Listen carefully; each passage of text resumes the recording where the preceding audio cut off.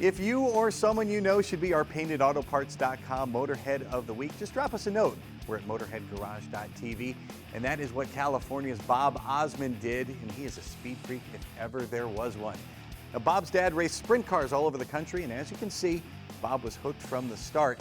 Just like every other kid in Southern California in the late 70s, Ozman was an avid skateboarder. And when skateboarders started laying on their boards and racing down Signal Hill in LA County, street luge was born, and Bob was there. He got his speed fix dabbling in street luge and later in street stock cars around 1977. Then in the 80s, it was lay down enduro go-karts at over 100 miles an hour. Bob the Wizard Ozman finished 8th in the World Karting Association standings.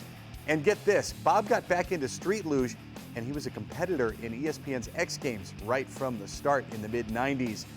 A bad luge accident ended his luge career, but he still craved speed and competition. And as he put it, old age means roll cage. And he got back into stock cars. And they say go big or go home, and let me tell you, Bob has gone big. He's won 3 Enduro Sport Track Championships at Irwindale, and he's been the NASCAR Western Region champ the past 2 years. And that, folks, is why they call him the Wizard. And that is why we call him the paintedautoparts.com Motorhead of the Week. Thank you for riding along with us today. We'll see you next time here on Motorhead Garage, presented by DragonFireTools.com. So long.